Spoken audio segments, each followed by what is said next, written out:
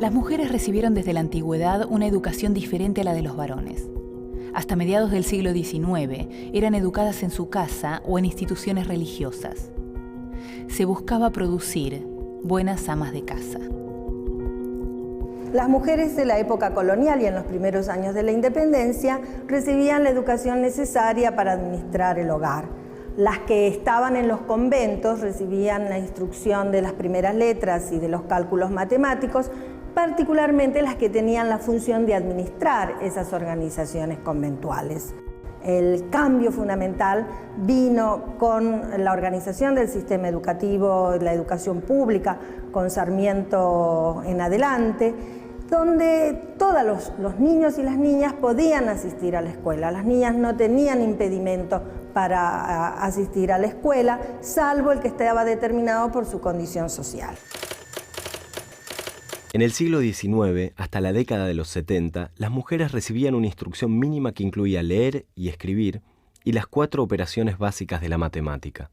Las familias adineradas educaban a sus hijas con preceptores extranjeros. Durante la presidencia de Bartolomé Mitre, Sarmiento viajó a los Estados Unidos, donde se entrevistó con el pedagogo Horace Mann y su esposa Mary.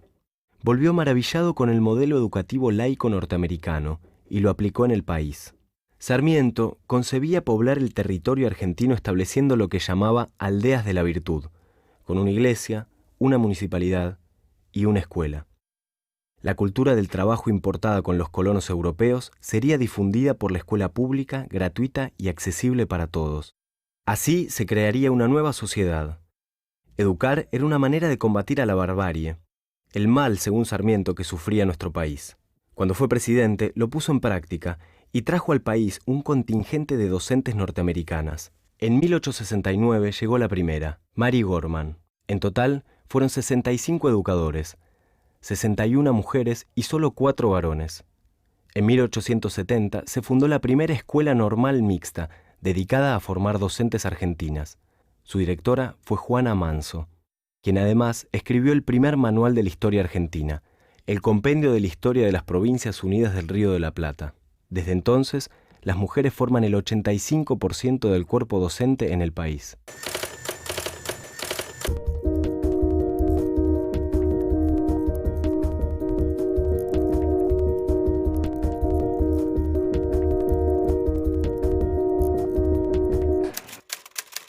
Que la mujer sea condenada al embrutecimiento mientras el hombre es dueño de ilustrar y engrandecer su inteligencia. Desproporción fatal que solo contribuye a la infelicidad de ambos y a alejar más y más nuestro porvenir.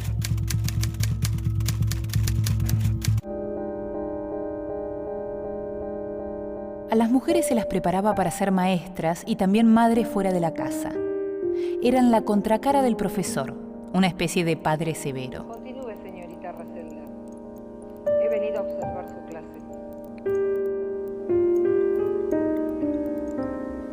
¿Al norte con qué limita?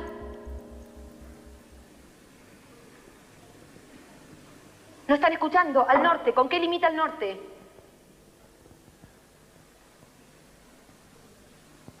Al oeste. ¿Con qué limita el oeste? Con Chile, señorita.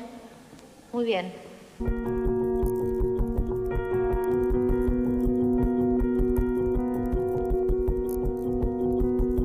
Ser maestra fue uno de los primeros trabajos considerados dignos para las mujeres.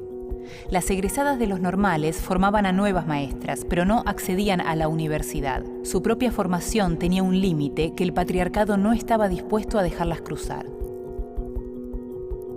Así como era aceptable y natural que las mujeres fuesen maestras, porque era una prolongación de su rol de madres, con la misma fuerza no era aceptable que fuesen a la universidad.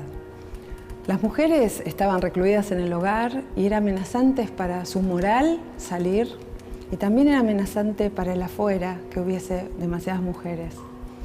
¿Qué pasaba en la universidad? Hace 8 siglos que existía ya la universidad y nunca fue un espacio donde fueron aceptadas. Se dudaba de su capacidad intelectual, de su posibilidad de tomar distancia, de ser objetivas, de aprender. se dudaba en síntesis de su posibilidad de resistir en el ámbito universitario. Le costó mucho a las mujeres permanecer ahí, fue muy hostil para las primeras universitarias. Pero también había otra cuestión, que era cómo recibiría el afuera, esa sociedad, a la mujer profesional. Preguntémonos, por ejemplo, a principios del siglo XX, cómo sería llegar a una farmacia y que una farmacéutica mujer fuese la que iba a hacer los preparados. O más aún, cómo sería para una persona, para un hombre, para una mujer, ir a ver a un médico y que fuese una mujer la médica que lo estaba por atender. Eso también formaba parte de una expresión del patriarcado que excluía a las mujeres de la universidad, y contra eso las primeras universitarias tuvieron que pelear.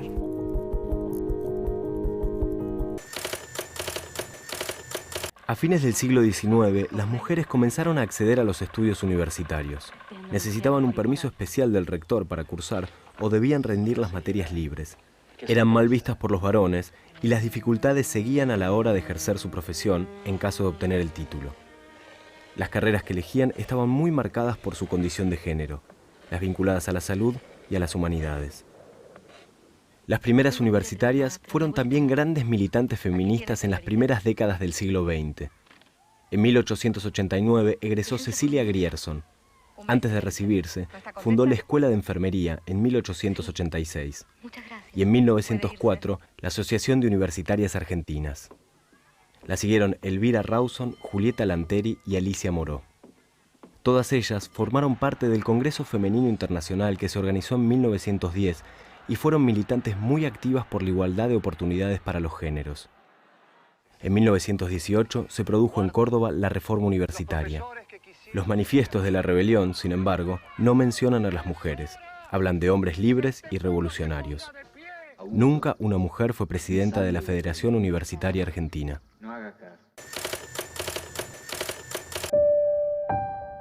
Algunas mujeres, en lugar de competir con los varones, actuaron desde los espacios que habían obtenido en el ámbito educativo. Olga Cosentini publicó varios libros sobre pedagogía. Proponía eliminar el sistema de castigos en las escuelas públicas. Las observaciones que hacían sobre la naturaleza, la fauna, la flora, los suelos, o los personajes del barrio, que enriquecían totalmente su visión. No había maestros de plástica, no había una clase de arte especial. El arte estaba en el vivir cotidiano, porque la sensibilidad estaba en el vivir cotidiano. Y así era el canto, y así era la música, y así eran los juegos rítmicos que inventaban en el teatro de niños.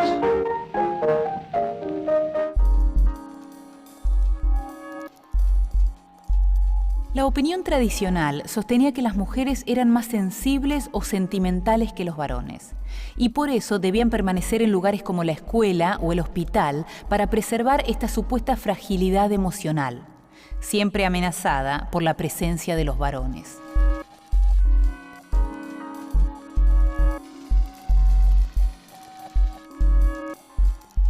La sensibilidad femenina es un mito y además es una trampa. Una trampa porque se usaba para controlar a las mujeres. Era decirles de alguna manera, ustedes tienen que estar en este lugar aparte porque son inmaculadas, etéreas, deben ser protegidas, no pueden corromperse con los males del mundo. Y esto era aislarlas de cualquier tipo de lugar de poder y de cualquier tipo de posición social en la que pudieran influir. Esto también implicaba, por supuesto, que se las educara de una manera diferente.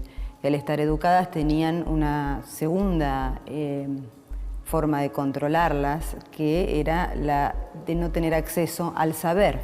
Digamos, una tercera perversidad hacia las mujeres, que es hay que protegerlas porque están al borde, están caminando por el borde de estar desestabilizadas. El hombre puede desestabilizarlas, hacerlas no solamente ir por el mal camino, sino volverlas locas.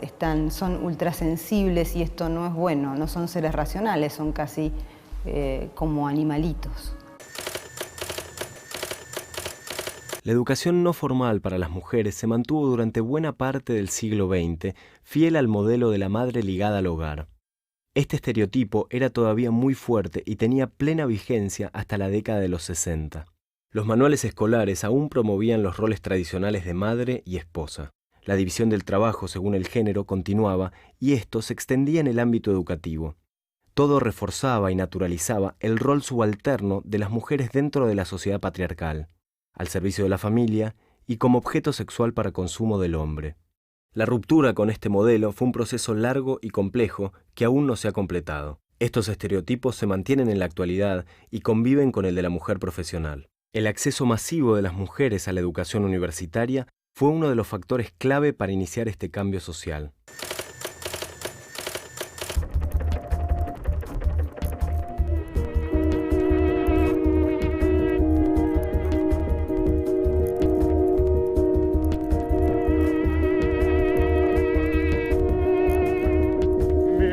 Al llorar, miente al reír, miente al sufrir y al amar, miente al jurar falsa pasión, no te engañes, corazón.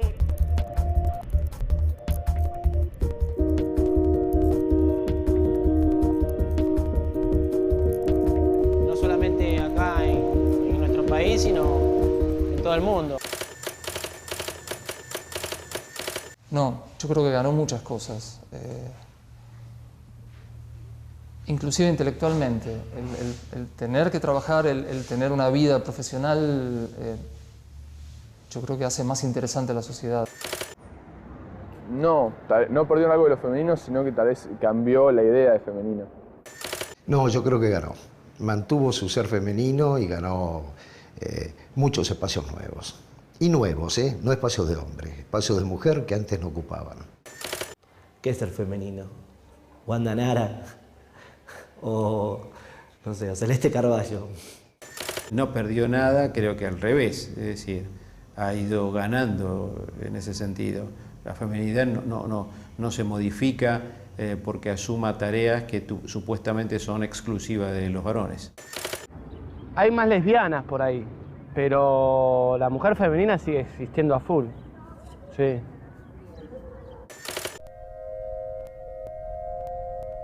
Con la llegada al poder del peronismo, grupos excluidos por la cultura burguesa tradicional tuvieron acceso a la educación superior y tomaron conciencia de que podían participar en la vida política del país.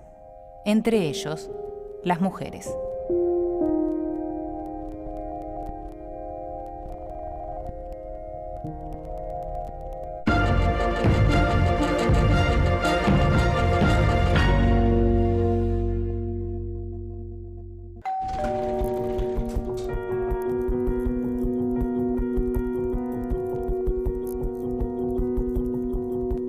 Con el gobierno peronista, las mujeres no solo lograron el derecho al voto, sino que obtuvieron un mayor protagonismo social.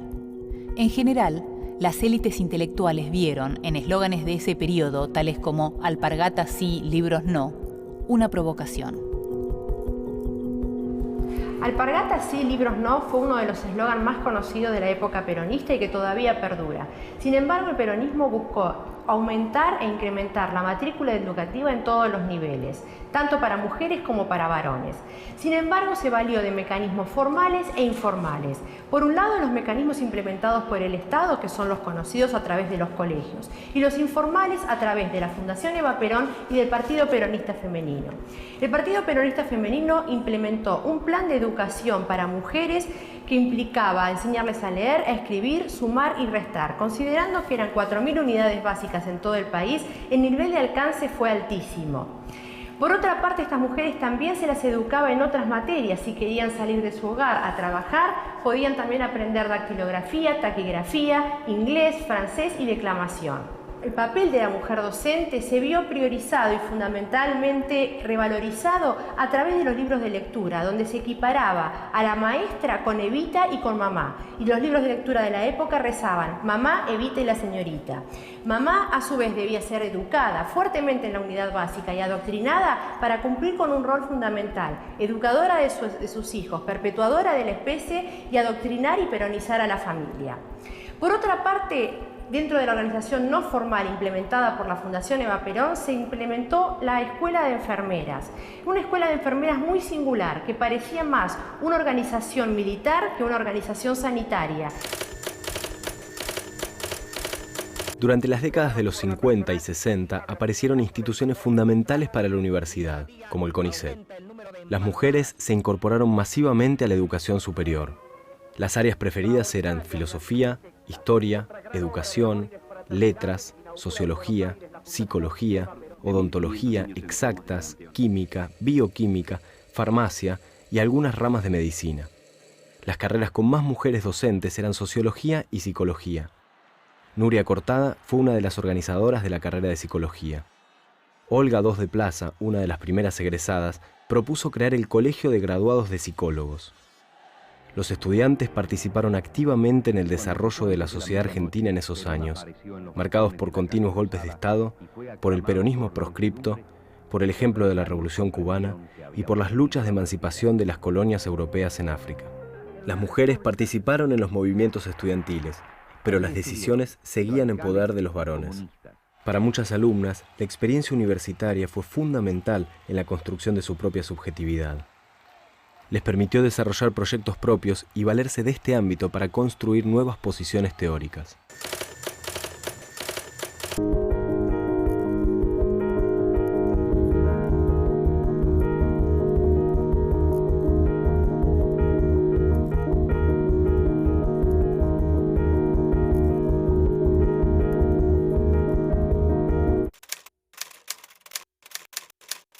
Tuve que hacer un esfuerzo muy grande de yo soy, ¿entendés?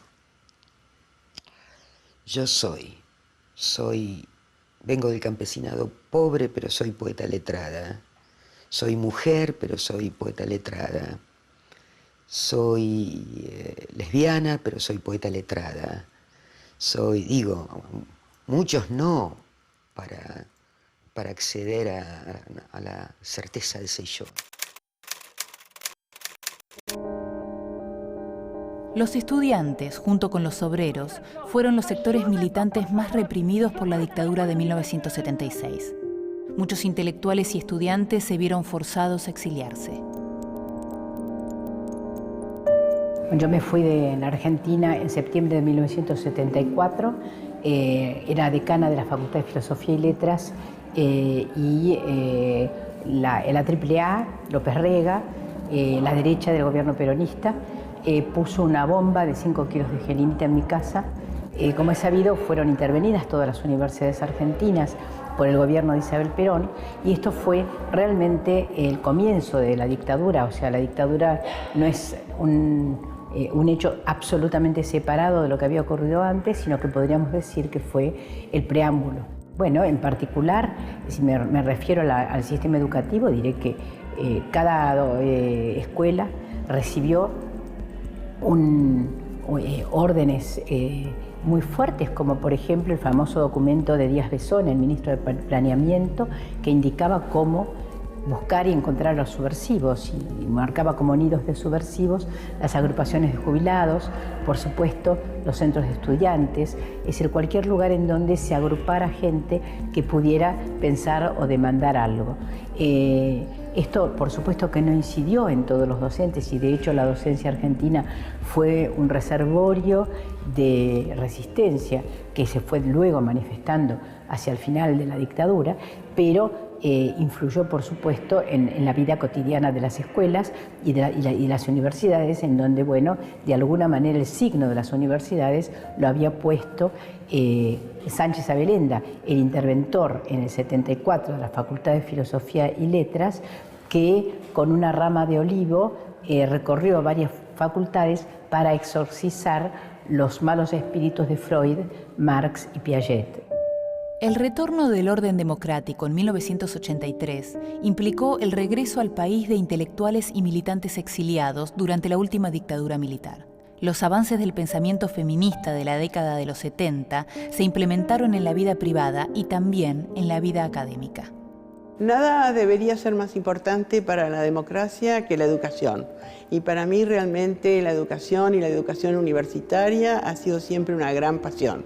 Desde muy joven, y siendo una Nobel estudiante de la Facultad de Farmacia, ya tuve la oportunidad de participar de la toma de la Facultad de Farmacia cuando la discusión de la enseñanza laica y libre, y a partir de allí la militancia fue para mí una cosa imprescindible de todos los días. Participé en agrupaciones gremiales, participé en la defensa de compañeros castigados por sus participaciones en luchas durante los procesos dictatoriales. Ser la primer decana de la Universidad de Buenos Aires será para mí un trofeo que llevaré conmigo hasta mis últimos días, y realmente esto creo abrió caminos a otras mujeres. La Universidad de Buenos Aires tuvo luego más decanas mujeres y hemos llegado hoy al punto que la presidenta del Consejo Nacional de Investigaciones Científicas y Técnicas también por primera vez es una mujer. La situación actual muestra que las mujeres son mayoría en las universidades nacionales. Se ve un aumento de la proporción en las carreras tradicionalmente masculinas, pero las que tienen mayor proporción de mujeres son las mismas de los años 60 y 70, fundamentalmente psicología. En medicina, las mujeres también son mayoría y duplican a los varones. El 57% de los estudiantes de las universidades nacionales son mujeres. El mayor porcentaje se da en el Instituto Universitario Nacional del Arte, con el 72%, y en las universidades de la Patagonia Austral, del Comahue, Santiago del Estero y Formosa, con más del 65% de estudiantes mujeres. El menor porcentaje se da en la Universidad Tecnológica Nacional, donde solo 2 de cada 10 alumnos son mujeres, y en los institutos universitarios del Ejército y Navales, con un 8 y un 14% respectivamente. Un dato sigue resultando llamativo. En 107 universidades hay solo 11 rectoras, lo que muestra que el acceso a los cargos jerárquicos sigue siendo restringido. Los roles tradicionales asignados a las mujeres y a sus cuerpos siguen vigentes en 2 modelos fundamentales: como objeto de deseo o de consumo para el hombre y como madre y centro del hogar.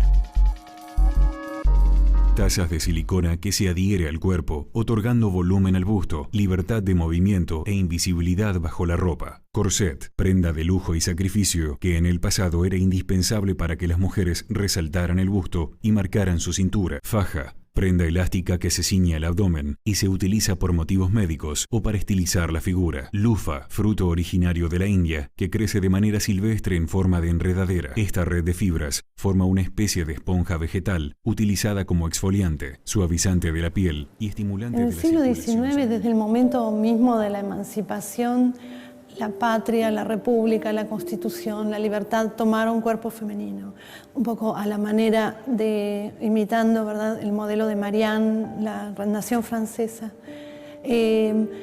Pero bueno, ese modelo femenino abstracto que operó, digamos, con estas grandes ideas, poco tenía que ver con los modelos femeninos en curso en la vida real, donde había como 2 modelos contrapuestos y antitéticos de la mujer objeto de deseo, digamos, prostituta, madre, ¿no? Y la madre de familia, por el otro lado, como guardiana, guía, proveedora del hogar. Y a pesar de que en estos 200 años los lugares de las mujeres cambiaron mucho, se diversificaron, se amplificaron al ámbito universitario, al ámbito de la política, etc., esos modelos como imagen siguen funcionando. Y funcionan sobre todo para las jóvenes que comienzan a ser mujeres. Digamos, todo el mundo de la publicidad les vende este lugar de objeto y sujeto, de deseo y de consumo, la mujer reducida a su cuerpo, consumiendo estas imágenes que le venden un ideal de delgadez extrema, enorme cantidad de implementos para modificar su cuerpo, para producir una cierta belleza.